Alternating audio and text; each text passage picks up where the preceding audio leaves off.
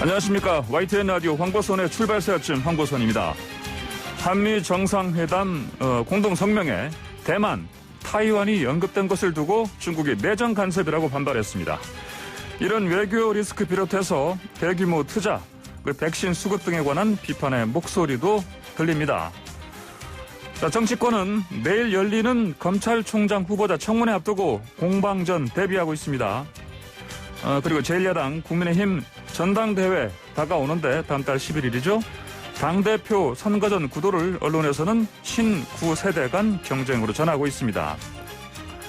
윤석열 전 검찰총장 잠행 중이죠. 근데 윤 전 총장 대권 나서라고 재촉하는 듯한 싱크탱크 조직이 출범했습니다. 한강에서 사망한 대학생의 친구 A씨 측이 변호사를 통해서 인신 공격과 악의적인 루머에 법적 대답하고 있다 이렇게 밝혔습니다. 이런 이슈들로 오늘 출발새 아침 청취자 여러분들의 아침 시간 함께 하겠습니다. 오늘 전국에 이렇게 비가 내리는 곳이 많은데요. 황사 말끔히 씻어주면 좋겠습니다. 2021년 5월 25일 화요일 YTN 라디오 황보선의 출발새 아침 시작합니다. 네, 윤석열 전 검찰총장 스스로 원하든 원치 않든 간에 사실상 지금 대선 주자 돼 있죠. 그런데 계속 잠행 중입니다. 이것저것 공부한다는 얘기는 들립니다. 자, 이런 가운데 윤 전 총장을 지지하는 전문가 포럼이 발족했습니다. 포럼 이름이 공정과 상식 회복을 위한 국민연합인데요. 자, 이 포럼의 상임 대표를 맡은 정용상 동국대 법학과 명예교수 연결해서 자세한 얘기 나눠보겠습니다. 정용상 교수님 안녕하십니까? 예, 반갑습니다. 정용상입니다. 네, 반갑습니다. 자, 이 포럼을 설명하는 문구가요. 무너진 나라 정상화 프로젝트, 정권 교체 지성인 포럼 이렇게 되어 있습니다. 그럼 이 모임의 정체성 대변한다 이렇게 보면 되겠습니까? 예, 설명 좀 해주시겠습니까? 예. 이 문재인 정부 들어서 이 법칙이 무너지고 정의가 실종되어서 이 불공정과 불평등이 심화되는 그런 과정에서 국론 분열이나 갈등이 일반화되어 가고 있는 이런 상태에서 이 무너진 공정과 상식 그리고 법치 시스템을 좀 바로 세워가지고 정상적인 나라를 만들어보자는 그런 절박한 마음으로 공정과 상식 회복을 위한 이 국민연합이라는 이런 명칭의 이 포럼을 창립하게 되었죠. 예. 이 포럼은 언제부터 준비하셨습니까? 원래 2019년에 작은정부운동연합이라는 포럼에서 출발했는데 최근에 와서 이 사회 전체의 어떤 정의가 무너지는 모습을 보고 공정과 상식을 회복하는 것이 우선적이다라는 판단에서 4월부터 작업을 시작했고 5월 21일 날 창립을 했죠. 예, 5월 20일 창립하셨고요. 네. 자, 이 발기인 숫자가 33명이나 보니까요. 숫자 3에 뭐 특별한 의미가 있습니까? 네, 그 33위는 대표 발기인이고, 발기인 숫자는 그보다 훨씬 많습니다. 33은, 우리가 모두 아는 바와 마찬가지로, 그 독립운동 정신을 상징하는 의미도 있고, 그 다음에 공정과 상식이 개개인의 마음속에 더 나아가서 하늘 끝까지 펼쳐진다는 그런 의미도 있습니다. 하늘 끝까지요? 네. 하늘 끝까지라는 게 이게 사방팔면 그거 말씀하시는 거죠? 예, 시간과 공간을 초월해서 온 사방에 정의가 흐르는 그런 사회를 지향하는 의미도 담겨 있죠. 예, 알겠습니다. 자, 근데 지금 이제 이 포럼 첫 모임에서 윤석열 전 검찰총장에 대한 얘기를 주로 토론하셨지요? 네네. 예. 자, 그럼 윤 전 총장을 앞으로 이제 공식적으로 이제 대선 후보로 추대한다. 이런 첫 발자국이다. 이렇게 보면 되겠습니까? 예, 저희들이 추대할 그런 권한이나 권능은 없고, 지금 그 사회적 정의 실현을 위한 지도자를 갈망하는 그런, 국민들의 마음을 담아서, 그런 지도자가 출연하기를 기대하는 마음에서 시작되었다. 이렇게 이해하시면 되겠습니다. 예, 지도자라면 여러 또 인물들 보셨을 텐데. 네네. 지금 일단은 윤 전 총장을 이제 꼽으신 이유가 뭡니까? 윤 총장께서 검찰총장 재직 시절에 예. 보여준 검찰의 독립, 그다음에 살아있는 권력도, 예. 수사하는 그런 결기, 예. 그다음에 모든 사람은 법 앞에 평등하다는 것을 우리 주권자인 국민에게 보여줌으로 인해서 예. 지도자로서의 어떤 그런 필요 충분 조건을 갖추었다라는 판단을 해보고 있습니다. 예, 지도자로서 필요 충분 조건을 충분히 갖췄다 이런 네. 판단하셨군요. 네. 뭐 혹시 그럼 야권 말고 이 여당 주자들 가운데 지지할 인물은 혹시 발견하지 못하셨습니까? 여당 쪽에서? 예. 여당요? 예. 현재 이 분열과 갈등을 극대화시킨 예. 그런 무한 책임이 있는 여당 집권층에서 예. 그런 지도자를 발견한다는 것은 좀 논리적으로 안 맞는 것 예. 같습니다. 알겠습니다. 네. 그럼 야권 쪽에서는 뭐 또 윤 전 총장 외에 다른 또 인물은 좀 보신 게 없습니까? 예, 국민의 여론의 어떤 그런 추이를 보면은, 예. 범야권 쪽에서 일정 비율 이상의 지지를 받는, 분이 지금 윤 총장 한 분밖에 없는 것 같아요. 예. 예. 그런 알겠습니다. 상태죠. 자, 그리고 정 교수님께서는요, 이제 상임 대표를 맡으셨는데, 네. 자, 이 모임을 주도하시는 배경을 좀 여쭤볼게요. 윤 전 총장과 좀 어떤 관계이십니까, 원래? 제가 우리 법학회를 대표하는 한국법학교수의 회장으로 제가 재직하던 시절에 예. 윤 총장께서는 그 당시 서울중앙지검 검사장으로 재직을 했었죠. 예. 중앙지검. 그러다 보니까 자연스럽게 법 관련되는 그런 공적 행사에서 만날 일이 있었죠. 예. 개인적으로 특별한 관계 있거나 그런 것은 아닙니다만은 제가 이 검찰이나 법원 쪽하고 이렇게 교류가 잦은 편이거든요. 예. 오랜 기간 동안. 그러다 보니까 예. 그 이전에도 이렇게 윤 총장을 만났을 가능성은 있는데 기억은 없습니다. 예. 그러면 그렇게 교류를 하시다 보니까 네. 윤 전 총장에 대한 평도 좀 많이 좀 들으셨겠습니다. 예, 형사사법을 집행하는 그런 기관에 오래 근무했기 때문에 호가 이렇게 충돌할 수도 있겠죠. 예. 그런데 대표적인 어떤 그런 검찰의 모습을 보여줬다. 예. 그다음에 올곧고 심구던 그런 어떤 검찰로서 소신 있게 수사에 임했다. 예. 그다음에 법 앞에 만인은 평등하다라는 것을 실천적으로 보여준 그런 검사다 이런 이야기들을 많이 들어왔습니다. 그렇습니까? 알겠습니다. 이번 포럼 발족하시고 또 앞으로 계속 운영하셔야 되는데 이 과정에서 혹시 윤 전 총장과 소통은 하신 게 있습니까? 소통하고 있다고 말씀을 드려야 되겠죠. 어떤 방식으로 하시는지 좀 알려주시면 좋겠습니다.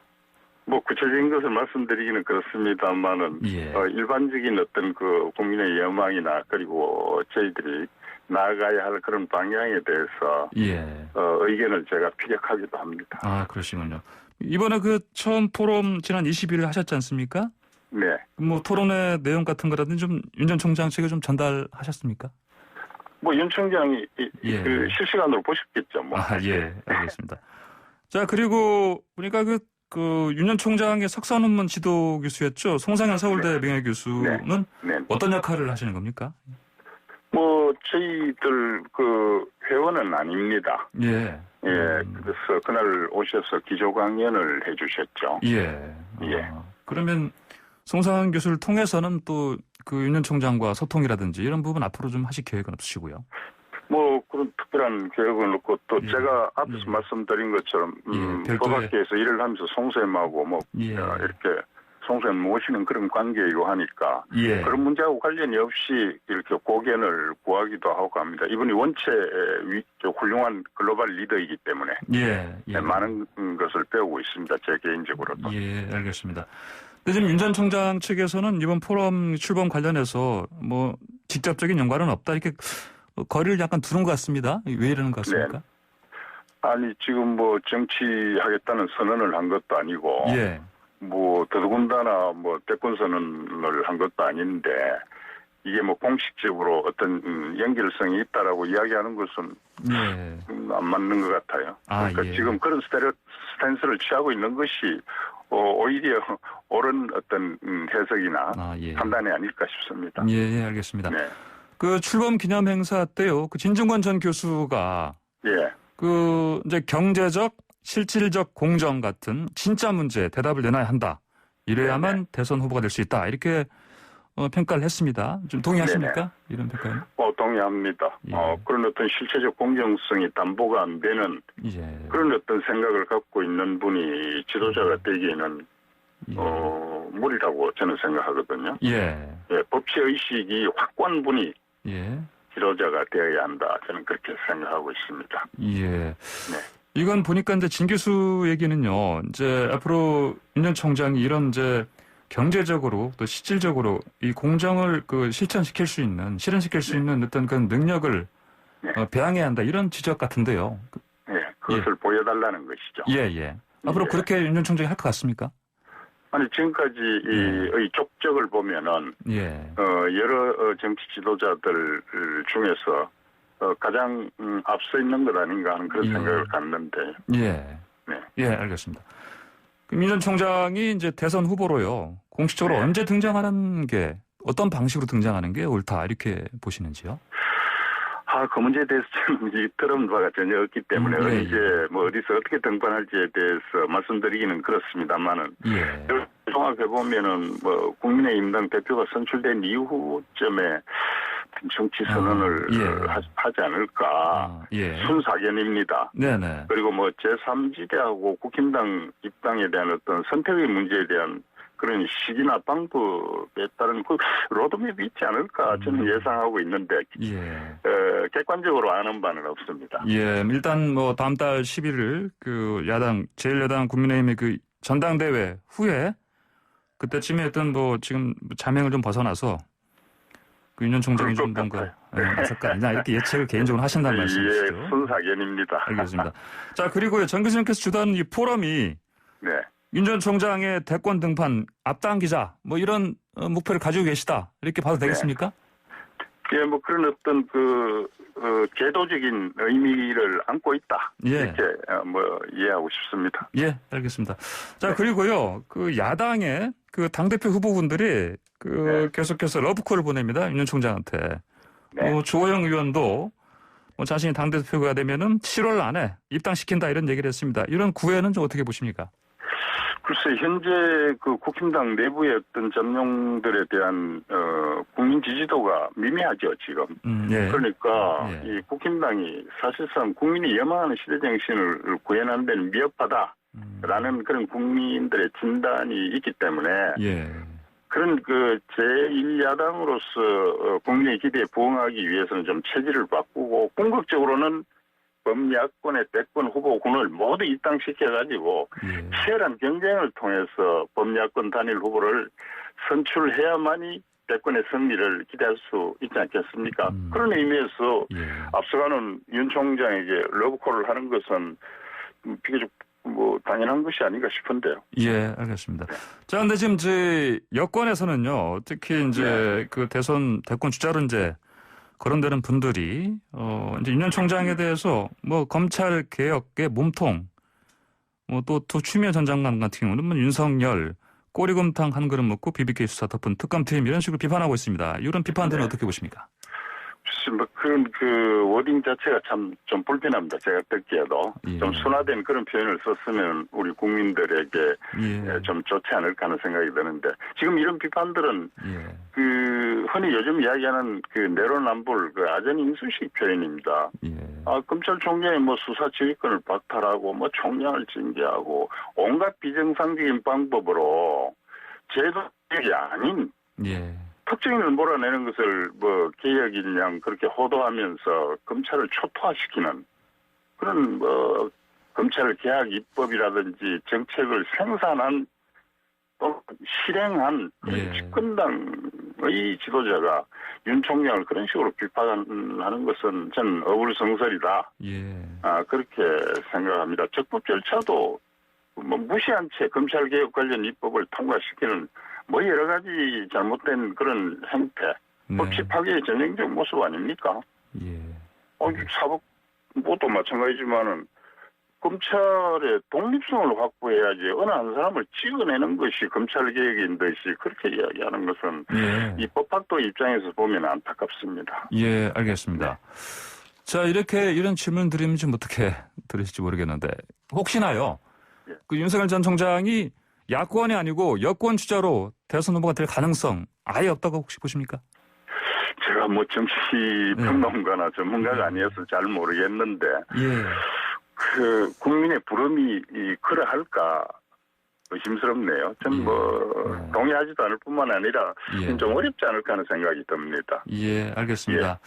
자, 그리고 마지막으로 법학자이시니까요. 이거 하나 여쭤보겠습니다. 그 여권에서는 이른바 검수완박 이거 요새 이제 공수처에 이어서 이제 중수청도 이제 만들려고 지금 법안도 마련하고 이런 상황인데 이런 거 전체적인 흐름 방향 어떻게 보십니까?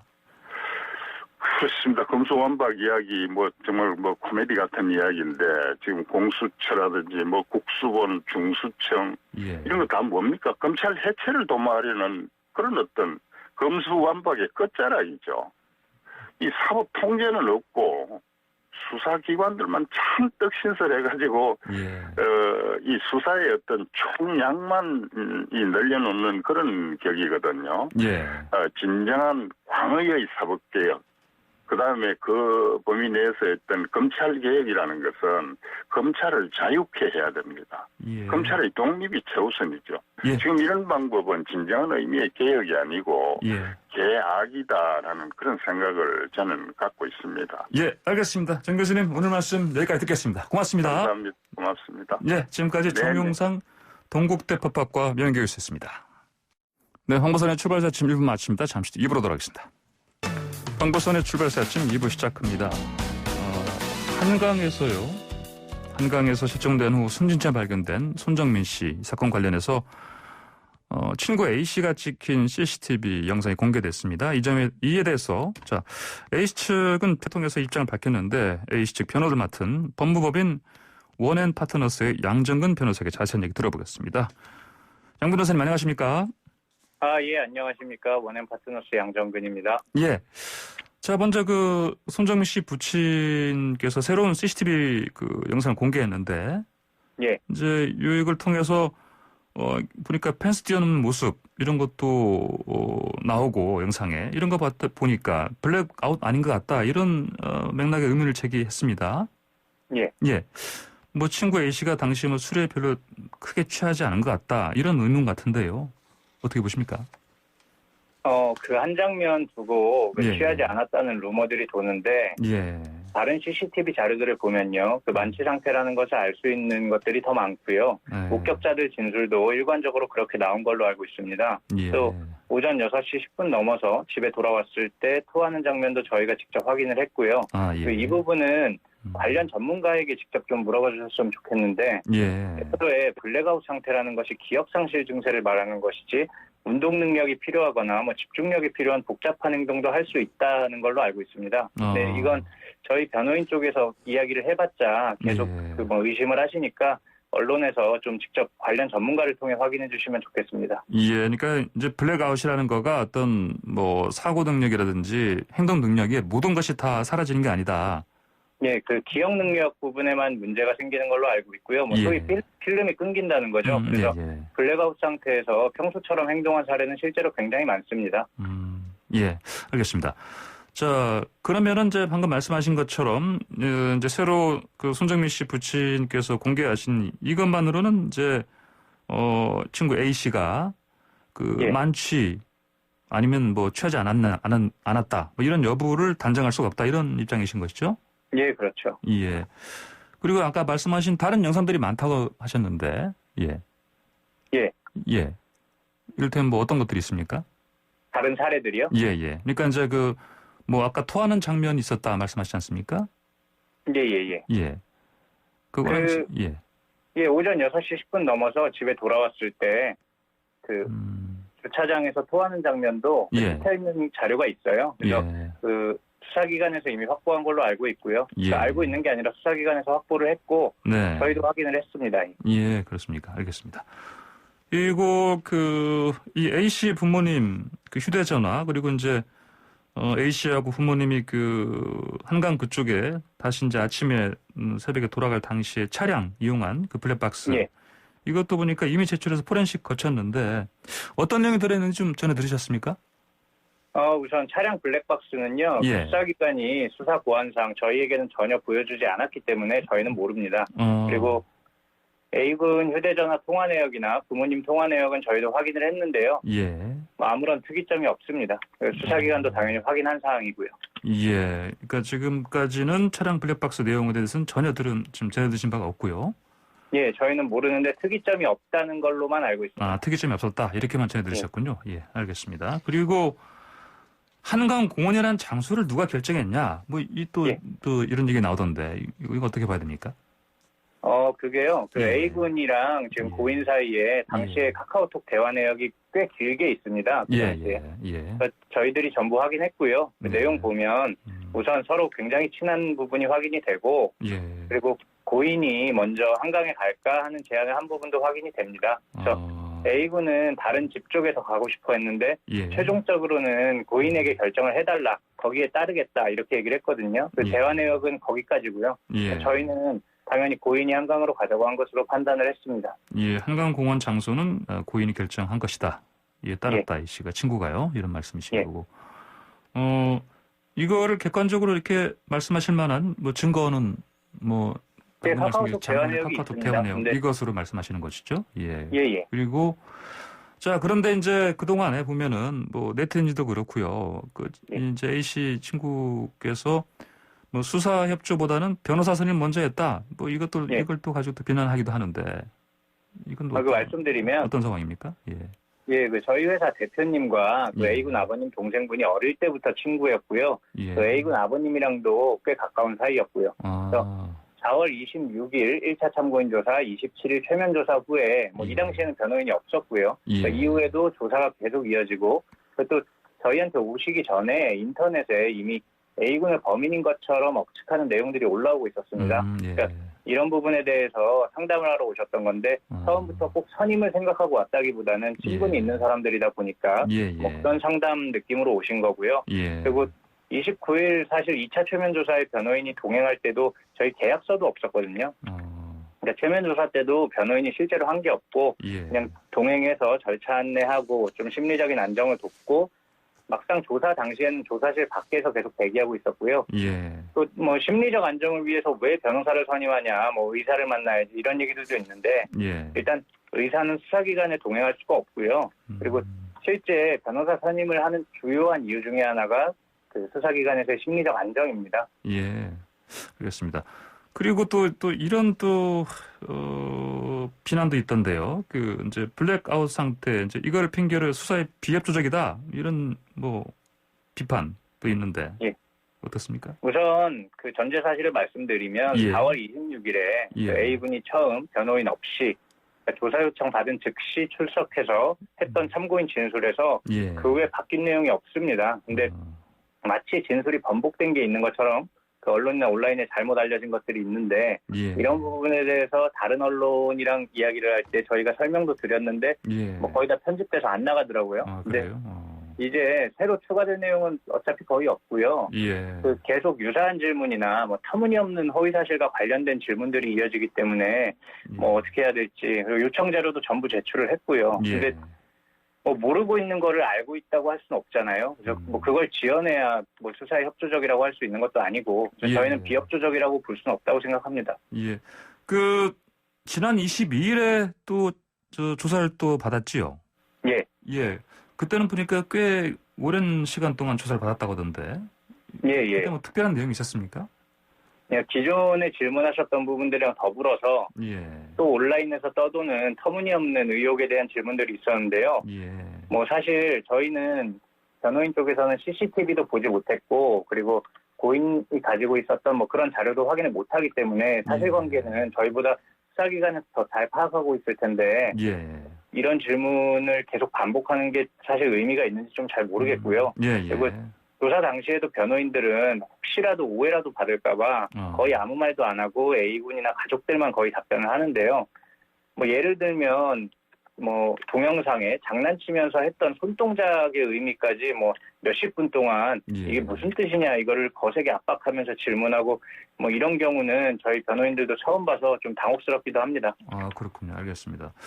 그 손정민 씨를 이제 적극적으로 찾지 않았다. 친구가 A 씨가.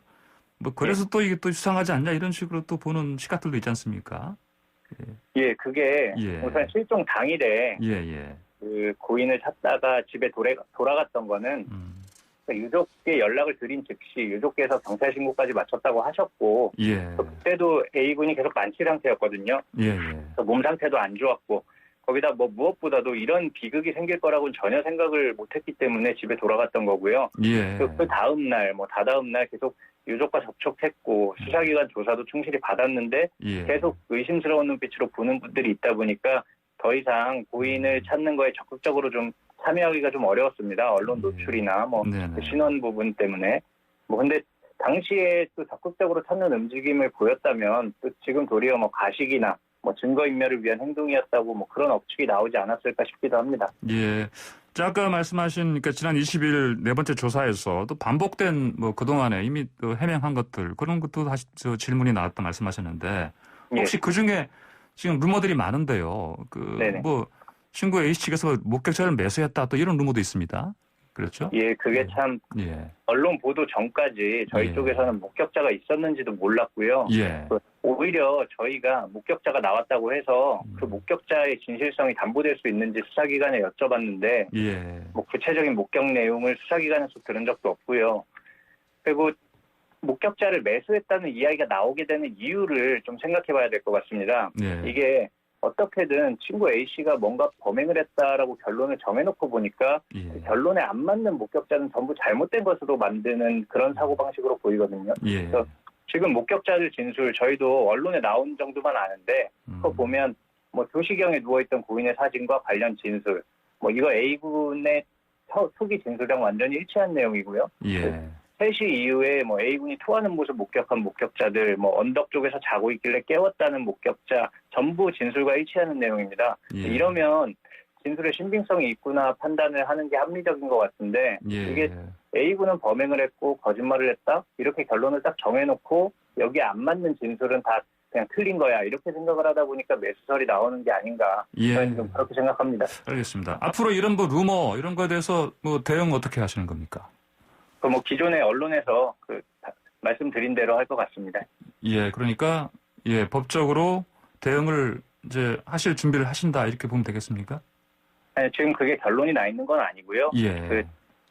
계속 저희 이제 A군이나 A군 가족 쪽에서 유족의 마음에 그게 더 상처가 되지 않을까 하는 부분들 때문에 그렇게 딱 정하고 있지는 않습니다. 알겠습니다. 지금 상태는 어떻습니까? 지금 여러 루머에 시달리고 있다 이렇게 어떤 상태 말씀이시죠? 지금 친구 A 씨요. 심리적인 상태라든지. 너무 힘들어하고 있고요. 사실은 저희가 변호인들이 최근에는 사건에 대해서 뭐라고 확인이나 물어보는 것도 굉장히 어렵고 언제나 이제 저희 만날 때마다 항상 고개를 숙이고 있고 거의 단답형으로밖에 대답을 못하는 상태고요. 숫자도 거의 못하는 걸로 알고 있습니다. 알겠습니다. 오늘 말씀 여기까지 듣겠습니다. 고맙습니다. 감사합니다. 네, 지금까지 법무법인 원앤파트너스의 양정근 변호사였습니다.